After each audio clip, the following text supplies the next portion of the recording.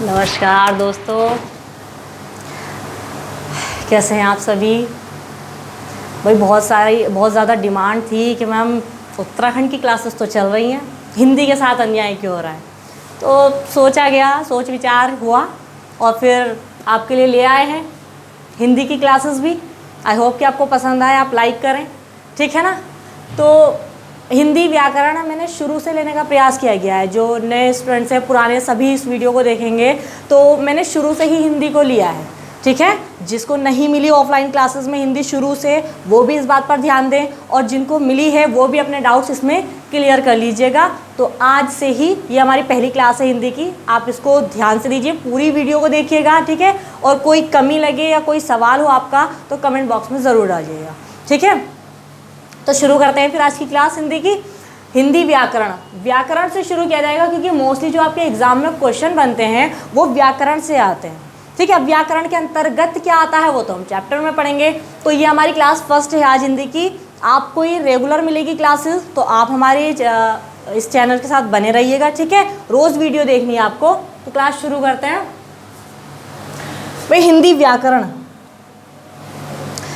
सबसे पहली बात तो ये कि व्याकरण में हम पढ़ते क्या क्या हैं, और जो हम पढ़ते हैं वो व्याकरण का कौन सा भाग होता है हमें ये नहीं मालूम होता है, या पता होता है नहीं ना। भाई सबको मालूम है विलोम शब्द, पर्यायवाची शब्द, या फिर वाक्य, या फिर पद, ये सब क्या पढ़ तो रहे हैं, लेकिन व्याकरण के कौन से भाग में पढ़ रहे हैं, ये एकदम से ये सवाल ऐसा है कि हर किसी को नहीं मालूम होगा, या इस बात पर किसी ने ध्यान नहीं दिया होगा। तो हमने कहा हिंदी व्याकरण के खंड, हिंदी जो व्याकरण है वो 3 खंडों में बटी हुई है, और एक अन्य खंड इसका आता है चौथा खंड। अब वो 3 खंड कौन कौन से देखिए। हिंदी व्याकरण को कितने खंडों में बांटा गया है? वैसे तो 4 खंड है, लेकिन मुख्य जो है वो हिंदी व्याकरण के 3 अंग हमें बताए जाते हैं। अब वो 3 कौन कौन से हैं?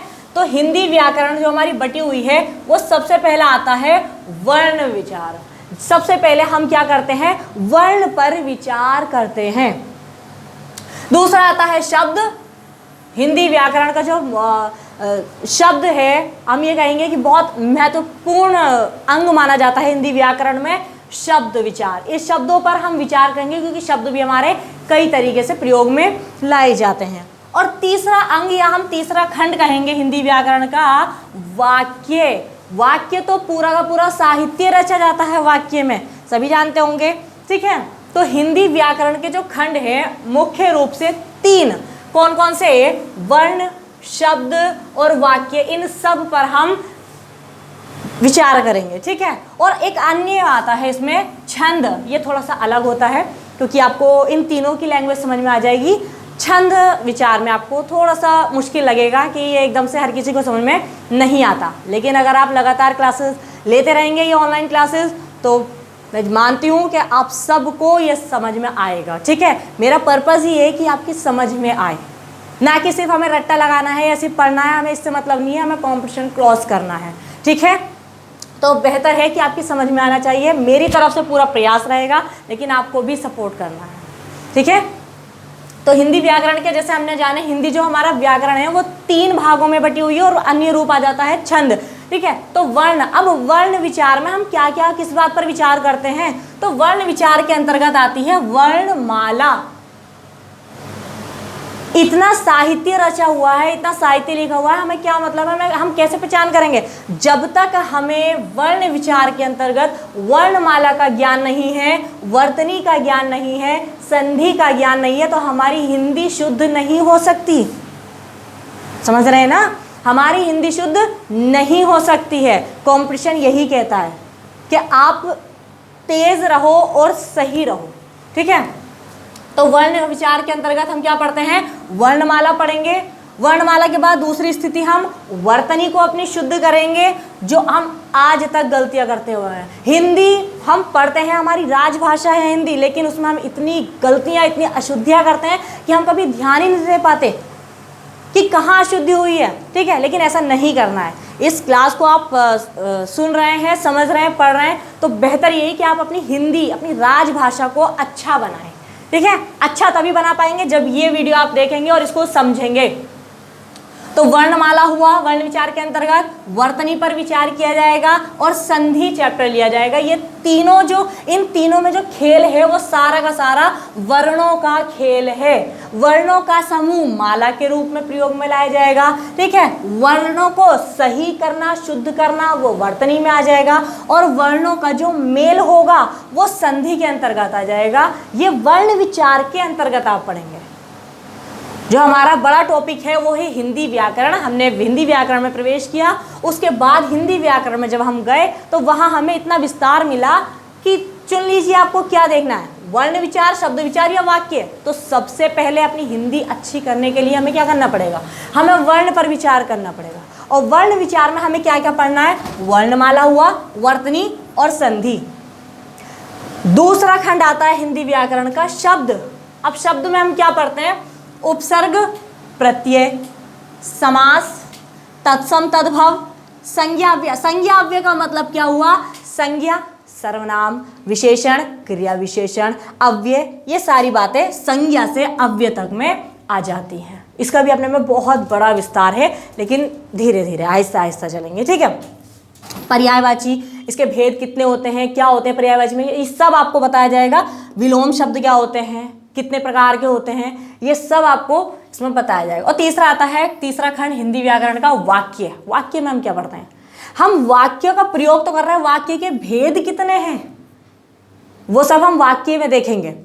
विराम चिन्ह, किस वाक्य में कौन सा विराम चिन्ह का प्रयोग किया जाना है, इस पर भी हमें ध्यान देना है। वाक्य में शुद्धि अशुद्धि, कहाँ वाक्य शुद्ध है और कहाँ उसमें अशुद्धि हमें दिखाई दे रही है, उस पर भी विचार करेंगे, ठीक है।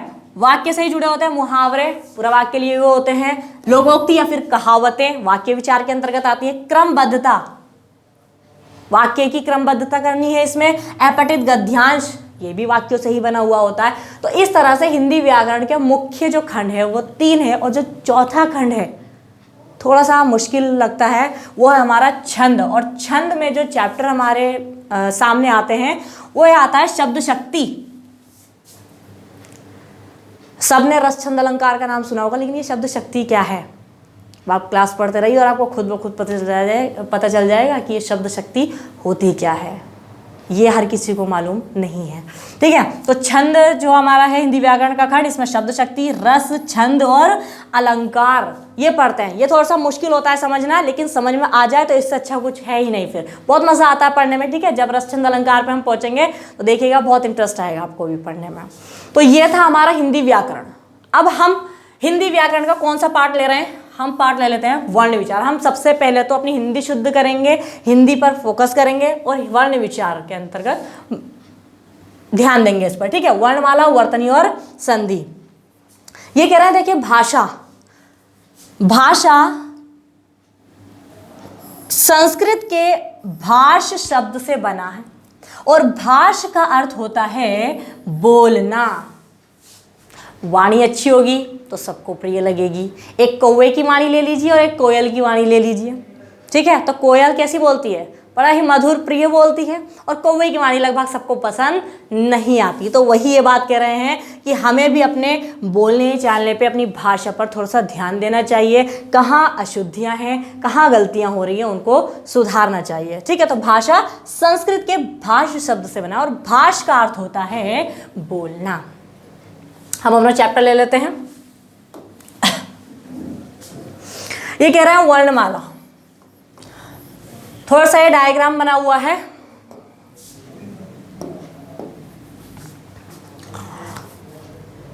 इस चीज को डायग्राम से समझाया गया है। अक्सर हमें समझ में नहीं आता, कुछ समझ में आता है, कुछ समझ में नहीं आता, तो मैंने आपकी सहूलियत के लिए, ठीक है, इसको एक साथ लिख दिया।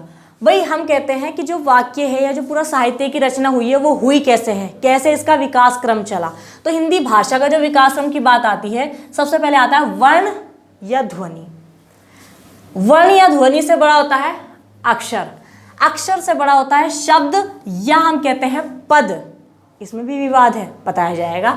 शब्द या पद से थोड़ा बढ़ा दें हम तो पदबंध बनता है, और पदबंध को थोड़ा और बढ़ा दें, उसमें थोड़े और शब्द ऐड कर दें तो उपवाक्य बनता है, और उपवाक्य के बाद हमारा बनता है वाक्य। और वाक्य जब बन गया तो पूरे साहित्य की ही रचना हो गई, ठीक है। अब यहाँ पर विवादित दो प्रश्न बनते हैं हमारे सामने कि भाषा की सार्थक इकाई कौन सी है और भाषा की सबसे छोटी इकाई कौन सी है। कुछ अंतर है। वही मैं आप कभी भी सवाल का जवाब दें तो सवाल का जवाब देने से पहले आप सवाल को सुने कि सवाल पूछा क्या गया है हमसे। ठीक है, अब देखिए ये तो हो गया विकास क्रम, ये विकास हो गया भाई हम कैसे साहित्य तक पहुंचेंगे, क्या हमारी स्थिति रहेगी। तो हम वर्ण से शुरुआत करेंगे, वर्ण या ध्वनि से। अक्षर पढ़ेंगे, अक्षर के बाद शब्द या पद का ज्ञान लेंगे, उसके बाद पदबंध पर ध्यान देंगे, पदबंध के बाद उपवाक्य को समझेंगे और उपवाक्य के बाद वाक्य की शुद्धि अशुद्धि तक जाएंगे। ठीक है, दो सवाल विवादित कि भाषा की सबसे छोटी इकाई और प्रश्न आ जाए कि भाषा की सार्थक इकाई। दोनों में अंतर है। अंतर ये कह रहे हैं कि भाषा, हमारी भाषा हिंदी, राजभाषा हिंदी हमारी, तो भाषा की जो सबसे छोटी इकाई है, छोटी इकाई का मतलब जहां से शुरुआत हुई है भाषा की, वो इकाई कौन सी है। तो वो इकाई हम कहेंगे वर्ण या ध्वनि। न वर्ण होता न ध्वनि होती तो भाषा ही नहीं थी। इसीलिए सबसे छोटी इकाई जो रही भाषा की वो हम कहेंगे वर्ण या ध्वनि। लेकिन जो सार्थक इकाई है, जो सा अर्थ दे रही है, ठीक है, अर्थ के साथ है, वो इकाई कौन सी कहेंगे हम। तो वो हमारी इकाई है वाक्य। वाक्य, ठीक है। तो यहां पर दो प्रश्न बन रहे हैं आपके, इनको ध्यान रखिएगा कि भाषा की सबसे छोटी इकाई अगर आ जाए प्रश्न तो उसका जवाब होगा वर्ण या ध्वनि। और अगर प्रश्न आ जाए कि भाषा की सार्थक इकाई कौन सी है तो फिर हम वाक्य कहेंगे, जो पूरा अर्थ देती है। कोई वाक्य हम बात करें तो वाक्य हम बोलेंगे तो वो हमें पूरा अर्थ देगा, हमें समझ में आ जाएगा। तो भाषा की सार्थक इकाई, जो हम लिख रहे हैं पूरा वाक्य, जो हम पूरा वाक्य बोलते हैं किसी से, तो वो सार्थक होता है, वो हमें समझ में आ जाता है। तो ये दो प्रश्न आपके बने, इन पर थोड़ा सा ध्यान दीजिएगा। ठीक है, कि वर्ण या ध्वनि भाषा की सबसे छोटी इकाई है और सार्थक इकाई की बात करें तो वो वाक्य होता है। अब देखिए वर्ण के बाद में ये कह रहे हैं कि वर्ण, कहाँ चला गया, उप्स,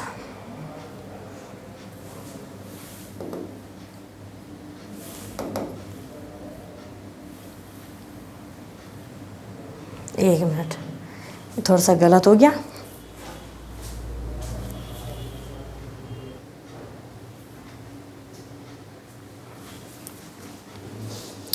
जी, तो हम वाक्य की बात कर रहे थे, वर्णमाला। इस क्रम को थोड़ा ध्यान रखिएगा सभी। अब हम कहते हैं कि वर्ण क्या है, वर्ण है क्या। तो वर्ण वह मूल ध्वनि है जिसका खंड नहीं हो सकता। वर्ण से जो हम वर्णमाला की बात करेंगे, पहले हम वर्ण को जान लेते हैं। वर्ण क्या है, तो वर्ण वह मूल ध्वनि है जिसके खंड नहीं किए जा सकते, जिसके टुकड़े नहीं किए जा सकते, जिसको हम तोड़ नहीं सकते। ठीक है, जो ध्वनि हमने सुनी, ध्वनि कह दें या फिर वर्ण कह दें, वर्ण को ही ध्वनि कहा जाता है, ये ध्वनि को वर्ण कहा जाता है। तो वर्ण वह मूल ध्वनि है जिसका खंड नहीं हो सकता। अब हमने बात की वर्णमाला की, तो वर्णों के व्यवस्थित समूह को वर्णमाला कहते हैं। वर्णमाला यानी कि कोई भी वर्ण हमने लिया और इधर से उधर रख दिया, नहीं। व्यवस्थित का मतलब है व्यवस्थित क्रम में रखना हो, उसको सही करके रखना, सही क्रम में रखना। तो वर्णों के व्यवस्थित समूह को क्या कहते हैं, वर्णमाला कहते हैं। इस पर आप थोड़ा ध्यान रखिएगा। वर्ण या ध्वनि क्या है, भाषा की सबसे छोटी इकाई अगर पूछे तो वर्ण या ध्वनि, और सार्थक इकाई की यदि हम बात करें तो वो वाक्य कहलाएगा। ठीक है, दोनों में अंतर है। सवाल पर थोड़ा ध्यान दिया कीजिए। वर्णों के व्यवस्थित समूह को वर्णमाला कहते हैं। अब हम शुरू करेंगे वर्णमाला। देखिए बहुत अच्छी क्लासेस रहेंगी, आप लोगों का सपोर्ट चाहिए। अब रिक्वेस्ट है आपसे कि आप डेली ही क्लासेस देखिएगा, यानी कि एक दिन पढ़ा एक दिन छोड़ दिया, एक दिन पढ़ा, तो वो कभी समझ में नहीं आता है। ठीक है, वर्णमाला, जैसा हमने कहा कि वर्णों के व्यवस्थित समूह को क्या कहते हैं, वर्णमाला कहते हैं। अब ये कहते हैं कि वर्णमाला में वर्ण कितने होते हैं, तो वर्ण होते हैं दो, एक तो स्वर वर्ण होते हैं और एक व्यंजन वर्ण होते हैं। अब स्वर वर्ण की अगर हम बात करें तो छोटा अ, बड़ा आ, छोटी ई, बड़ी ई, छोटा उ, बड़ा उ, रे से ऋषि, छोटी ए, बड़ी आई, छोटा ओ, बड़ा औ। ऐसे ही पढ़ा होगा नर्सरी केजी क्लास में आप सभी ने, हाँ। इसका उच्चारण सही होना चाहिए, ठीक है। पढ़ा तो ठीक है, बहुत से क्या करते हैं नॉर्मली पढ़ते हैं ए ओ औ से, क्या है ये, ठीक है। उच्चारण सही करेंगे, सही बोलेंगे तो सही लिखेंगे, ठीक है ना। तो स्वर वर्ण हमारे वर्णमाला में वर्ण कितने हैं, कितने वर्ण हैं वो सब हम देखते हैं कि स्वर वर्ण हमारे कितने हो गए, 1 2 3 4 5 6 7 8 9 10 11। ये कुल कितने वर्ण हो गए, 11 वर्ण हो गए हैं, ठीक है। इसी में ही एक आता है अंग से अंगूर और आह खाली। बचपना याद आ रहा होगा पढ़ते पढ़ते कि हाँ ये कभी हमने पढ़ा था, लेकिन ये कंपटीशन की लैंग्वेज है, इसको थोड़ा सा और ध्यान से पढ़ना है कि अब इसमें सवाल क्या बन रहे हैं। अब देखिए औ तक जो हमने बात की वो तो हमारे 11 वर्ण हो गए, स्वर वर्ण, ठीक है। अब इसे जो कहते हैं अंग से अंगूर, ये पूरा, इसे हम क्या कहेंगे, इसमें थोड़ा सा विवाद ये है कि अंग से अंगूर और आहा खाली, इन्हें हम पूरा स्वर नहीं कहते और ना ही पूरा व्यंजन कहेंगे हम, ठीक है। इसको अनुस्वार बोलते हैं, बिंदु लगा हुआ है इस पे, और ये विसर्ग है, ये विसर्ग लगा हुआ है। तो देखिए अंग से अंगूर में जो है वो हमें न की आवाज सुनाई दे रही है, अंग, ठीक है।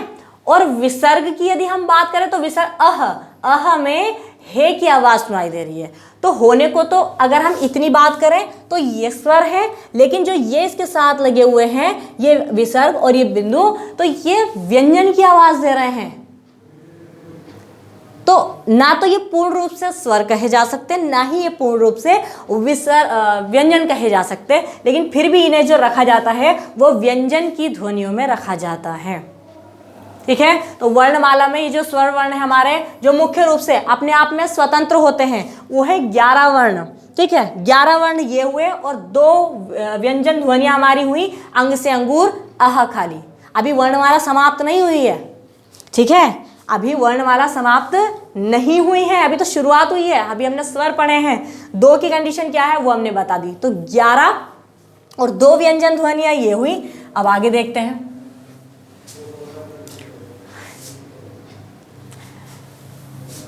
क ख ग घ अंग, सबने पढ़ा होगा, ठीक है। ये फिर से वही बात रिपीट हो रही है, ये कभी आपका पीछा नहीं छोड़ेंगे, इस बात का भी आप ध्यान रखें। इन्हें कहा जाता है व्यंजन वर्ण, व्यंजन वर्ण, और या फिर हम इन्हें कह सकते हैं स्पर्श व्यंजन, स्पर्श व्यंजन। अब स्पर्श व्यंजन जो हमारे संख्या है स्पर्श व्यंजनों की, या हम कहते हैं व्यंजन वर्ण की, तो वो हमारी कहलाती है 25। स्पर्श का मतलब क्या हुआ कि जब हम इन्हें बोलते हैं ना, जब हम इनकी ध्वनि हमारे मुख से निकलती है, तो ये किसी ना किसी भाग को, मुख के किसी ना किसी भाग को स्पर्श करते हैं, इसीलिए ये क्या, कैसे व्यंजन कहलाते हैं, स्पर्श व्यंजन। और स्पर्श व्यंजन है कितने, तो वो हम कुल कह देंगे 25 है ये। और ये कितने वर्गों में बटे हुए होते हैं, तो ये 5 वर्ग में बटे होते हैं, 5 वर्ग में ये बटे होते हैं। अब वर्ग कैसे, तो देखिए के, खे, गे, घे, अंग, इसको णे नहीं बोलते हैं, इसको णे नहीं बोलते हैं, ळे और अंग में फर्क है। ये अगर लिखा है तो ये अंग खाली, और ये अगर नीचे बिंदु लगा हुआ है तो ये ळे है, इसको णे नहीं बोलना है। साइड में नुक्ता लगा हुआ है तो ये अंग बोला जाएगा, ठीक है। 5 हो गए, कै, खे, गे, घे, अंगा। तो ये जो हमारा पहला वर्ग बना है, ये बना है हमारा कै वर्ग। एक वर्ग तैयार हो गया, एक वर्ग में हमारे 5 व्यंजन आ गए हैं। अब दूसरा हम देखते हैं चे, छे, जे, झे, उआ, ठीक है। तो इसमें भी 5 है, तो ये चे से शुरुआत हुई, तो ये कौन सा वर्ग कहलाएगा, ये चे वर्ग कहलाएगा। आगे देखते हैं टे, ठे, डे, ढे, णे, ठीक है। तो ये टे वर्ग हो जाएगा। वर्ग बनते जा रहे हैं, अभी 3 वर्ग बने, अब 14 देखते हैं ते, थे, दे, धे, ने, ये हमारा ते वर्ग कहलाएगा। और पे, फे, बे, भे, में जो है ये हमारा पे वर्ग कहलाएगा। कितने वर्ग हो गए, 5 वर्ग हो गए, और 5 वर्ग में कुल कितने व्यंजन आ गए? तो 25 व्यंजन आ गए। हिंदी व्याकरण में वर्गों की संख्या कितनी? सवाल बन गया, वर्गों की संख्या कितनी? तो वर्ग 5 है। और हम बात करें स्पर्श व्यंजनों की संख्या या व्यंजन वर्णों की संख्या, तो वो है 25 स्पर्श व्यंजन। ठीक है, अब हमने जैसा कि कहा ये स्पर्श व्यंजन है, तो जाहिर सी बात है हम क्या बोलें, खे बोलें, किसी न किसी उच्चारण स्थान से तो मतलब कोई ना कोई उच्चारण स्थान तो इनका होगा। ठीक है, के बोल के देखें, खे, गे, घे, अंगा। आप कभी भी इन्हें बोलेंगे कै, खे, गे, घे, अंगा, आप ये सारे कंठ से बोल रहे हैं। कंठ का मतलब कंठ, गला, गले से बोल रहे हैं, के, खे, गे, घे, यहाँ से। ठीक है ना, तो ये जो कै वर्ग है आपका, ये पूरा का पूरा कंठ्य व्यंजन है, यानी कि इसका जो उच्चारण स्थान है वो कौन सा है? कंठ्य है। ऐसे ही जब हम इसे बोलेंगे चे, छे, देखिए कभी भी हमने इस पर ध्यान नहीं दिया। ये प्रश्न अब नए बन के आ रहे हैं कि शुरू में तो हमने सिर्फ इतनी वर्णमाला पढ़ी थी, ये सवाल बन रहे हैं आपके लिए। अब इन सवालों को आपको समझना है, प्रैक्टिकली समझिए। भाई कै वर्ग हमने बोला तो उच्चारण स्थान कंठ से बोला हमने। अब बात आती है चे वर्ग, चे, छे, जय, झे, उय। तो ये तालव्य की स्थिति है। तालव्य क्या होता है? ये मुख्य भाग का पीछे का भाग। ठीक है, चे, छे, जे, झे, उय, तो ये हमारा कहलाता है तालु। तालु का मतलब ये मुख के आगे का पीछे का भाग, तालु व्यंजन। तो ये हमारे कहलाते हैं तालु व्यंजन। इन्होंने भी किसी न किसी भाग को स्पर्श किया। अगला है टे वर्ग। अब टे वर्ग में टे, ठे, डे, ढे, ने, सब आप कहाँ से बोल रहे हैं? मूर्धा। मूर्धा क्या होता है? ये जब बोल के देखिएगा, टे, ठे, पीछे के भाग पे क्या होती है? ये जीभ लगती है। टे, ठे, डे, ढे, तो मुख का जो पीछे का भाग होता है वो मूर्धा कहलाता है। ठीक है ना, टे, ठे, डे, ढे, ने, इन सबका उच्चारण स्थान क्या होता है? मूर्धा। तो ये कहलाएंगे हमारे मूर्धन्य व्यंजन। आगे देखते हैं, ते, थे, दे, धे, ने, बोल के देख लीजिए। ते, थे, दे, ये देखिए दांत, दांत लग रहे हैं इन सब पे। ठीक है, दांतों पे लग रहे हैं सब। ते, थे, दे, धे, ने, तो ते, थे, दे, धे, ने हमारे दंत पर लग रहा है। ते, थे, दे, धे, ने, तो ये दंत्य व्यंजन हो गए। प्रैक्टिकली समझना पड़ेगा। ऐसा तो नहीं कि मैं आपको लिखवा दूं और बस हो गया काम, नहीं, इनको आपको बोल के देखना पड़ेगा। एग्जाम में यही काम में आता है आपका, प्रैक्टिकल जो आप समझ के करेंगे। रट्टा लगाएंगे तो भूल जाएंगे फाइनल एग्जाम टाइम में। ठीक है ना, अब आता है पे वर्ग। पे, सॉरी, पे, फे, बे, भे, मे। ठीक है, ये ओष्ठ से बोले जा रहे हैं। जब हम इन्हें बोल रहे हैं तो होठों की प्रक्रिया हो रही है, तो ओष्ठ, होठ को ओष्ठ भी कहा जाता है, तत्सम है ये। ठीक है ना, ओष्ठ व्यंजन जो है वो हमारे कौन कौन से हैं? पूरा का पूरा पे वर्ग जो है वो ओष्ठ व्यंजन है, यानी कि पे, फे, बे, भे, मे। तो ये हमारे 25 स्पर्श व्यंजन पूरे हुए यहाँ पर। ठीक है, अब इसके साथ साथ एक सवाल और बनता है, नासिक्य व्यंजन किसे कहा जाता है? नासिक्य का मतलब है कि जब हम उन्हें बोलते हैं तो उच्चारण कहाँ से होता है? नाक से आवाज निकलती है। नाक से कैसे? अंग, उआ, णे, ने, में, सब के सब नाक से बोल जा रहे हैं। तो ये पांचों व्यंजन जो है आपके, ये कैसे व्यंजन कहलाते हैं? ये आपके नासिक्य व्यंजन कहलाते हैं। 5 वर्ग के पांचों अंतिम वर्ण जो हैं, जो अक्षर हैं, ठीक है, वो हमारे कैसे व्यंजन कहलाते हैं? नासिक्य व्यंजन कहलाते हैं। अब जैसा कि हम वर्णमाला पढ़ रहे थे, वर्णमाला में हमने शुरू में देखे 11 वर्ण, 2 अलग से थे, 25 ये हुए। अब आगे देखते हैं भाई क्या है। ये अन्य है, इन्हें हम अन्य व्यंजन में ले जाते हैं। अन्य व्यंजन, ये अन्य व्यंजन है। ये, रे, ले, वे, इन सब की स्थिति ये बीच में ही रहते हैं। अंत यानी कि अंदर ही स्थित, अंत रहते हैं, विसर्ग लगेगा यहाँ पे। अंत यानी कि अंदर रहते हैं, स्थ यानी कि स्थित रहते हैं। जब हम इनका उच्चारण करते हैं, ठीक है, तो ये अंतस्थ, ये रे ले वे, बोल दिया, काम खत्म।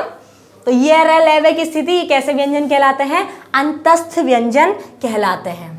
ऐसे ही ये 4 बने हुए हैं, श, श, से, है। जब आप इनको बोल के देखेंगे तो ऊष्मा बहुत ज्यादा निकलती है मुंह से, ठीक है। ये बोल के देखिए आप, श, से, है, सब के सब से ऊष्मा निकल रही है, तो ये कैसे व्यंजन कहलाएंगे? ऊष्म व्यंजन कहलाएंगे, जो ऊष्मा दे। बोलते हुए श, से, है, मुंह भी गर्म हो जाता है बोलते हुए, है ना। अब ये आते हैं क्षेत्र, ज्ञ, श्रय, ये हमारे कहलाते हैं संयुक्त व्यंजन। अब संयुक्त क्या होता है? ये किसी से मिलकर के बने हैं, 2 वर्णों के मेल से बने हैं ये, ठीक है। संयुक्त व्यंजन यानी कि 2 वर्णों से मिलकर के बने हुए हैं, तो ये संयुक्त जुड़े हुए हैं, संयुक्त व्यंजन कहलाएंगे। और ये 2 और निकल के आते हैं हिंदी में, णे और ढ़े। आप फर्क समझ गए ना भाई? ये जो हमने पढ़ा था ये अंगा था, अंगा खाली, के वर्ग का अंतिम वर्ण, और ये जो है ये णे है। जैसे हम कह दें पड़ाव, हमने कहा पड़ाव, पढ़ाई, तो पढ़ाई में हम क्या करेंगे? कौन सा णे लिखेंगे? ये देखिए प्रयोग में आ रहे हैं, नहीं आ रहे हैं, तो इसीलिए इनको भी मान्यता मिली हुई है, पढ़ाई, ठीक है ना भाई। दोनों का प्रयोग हुआ, णे का इसमें और णे का इसमें, तो ये भी दोनों अहम भूमिका निभाते हैं।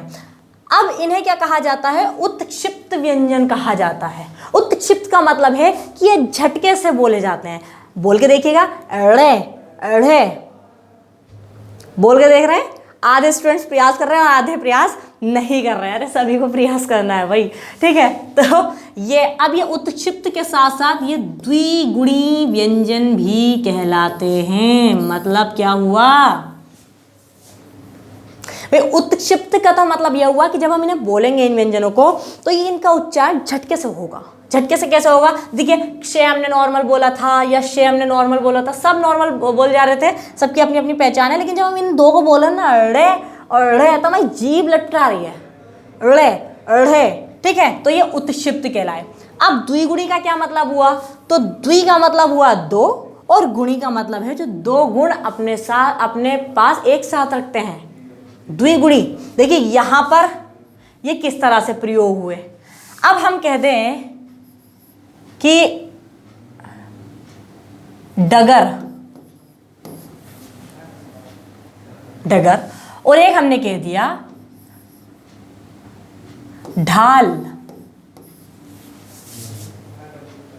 डगर और ढाल।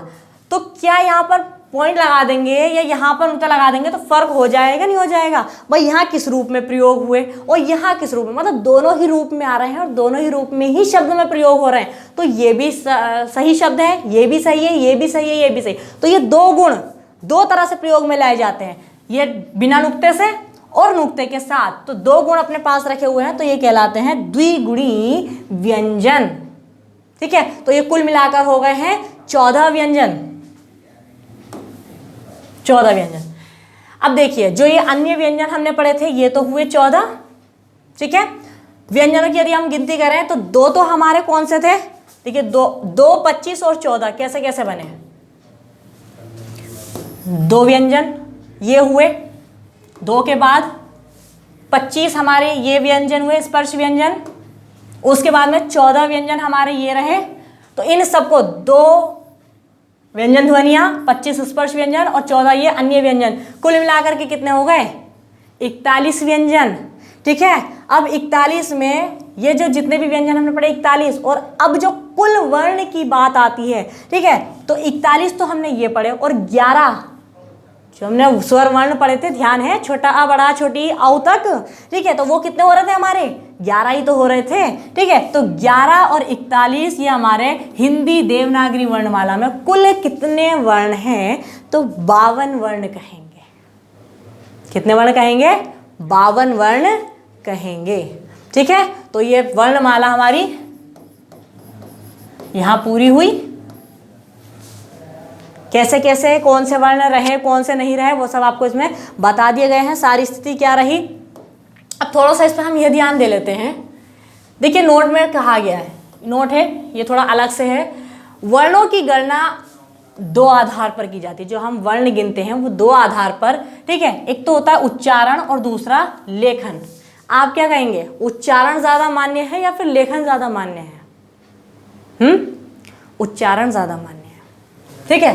देखिए, उच्चारण के आधार पर की गई वर्ण गणना को ज्यादा उपयुक्त माना जाता है। जब उच्चारण होगा तो वही तो लिखा भी जाएगा ना। अब कुछ ऐसे हैं कि लिखे हुए हैं, उनका उच्चारण नहीं हो रहा, तो वो तो बेकार है ना लिखे हुए। तो इसलिए उच्चारण के जो आधार पर जो हम बोलते हैं, जो प्रयोग में लाते हैं, उनका प्रयोग ज्यादा उपयुक्त माना जाता है। तो देवनागरी हमारी लिपि है, देवनागरी लिपि है और भाषा क्या है, हिंदी। तो देवनागरी वर्णमाला में कुल 52 ध्वनियां या 52 वर्ण है, जिसमें से 11 स्वर और 41 व्यंजन ध्वनियां हैं। ये निचोड़ बताया जा रहा है आपको। बहुत से कहते हैं ऐसा स्वर अलग है, ये व्यंजन अलग है, नहीं। 52 किस तरीके से है वो आपको बड़े ही निचोड़ के साथ बताया गया है, ठीक है। अंग और आह व्यंजन ध्वनियां हैं, जिन्हें क्रमशः अनुस्वार और विसर्ग, अनुस्वार ये अनुस्वार कहलाएगा और विसर्ग आह ये विसर्ग कहा जाता है, ठीक है। थोड़ा सा रह गया, संयुक्त व्यंजन वे हैं जिनका निर्माण दो व्यंजनों के संयोग से हुआ। ये प्रश्न आ चुका है एग्जाम में, प्रश्न एग्जाम में आ चुका है। देखिए, क्षय, त्रय, ज्ञ और ये श्रय, यही तो 4 संयुक्त व्यंजन थे हमारे। अब ये किस किस के योग से बने, तो क्षय जो बना है वो कै और शे को मिला करके बना। त्रय, ते और रे की आवाज इसमें निकलती है। ज्ञ में जय और उ की आवाज में निकलती है। और श्रय में शे और रे की आवाज निकलती है। इनको मिला करके, इन दो व्यंजनों को मिला करके ये संयुक्त व्यंजन आपके बने हैं, ठीक है। तो ये वर्ण विचार जो हमने किया, उसमें वर्णमाला हमारा बहुत पहला चैप्टर था। इसको आप एक बार, अभी नहीं समझ में आया तो एक बार आप फिर देखिएगा वीडियो को, ठीक है। एक बार दोबारा देखने में वो चीज़ समझ में आ जाती है। और कोई कमी लगे तो आप हमें बताइएगा। वीडियो कैसी लगी लाइक कीजिएगा, शेयर कीजिएगा एंड कमेंट कीजिएगा, ठीक है। धन्यवाद।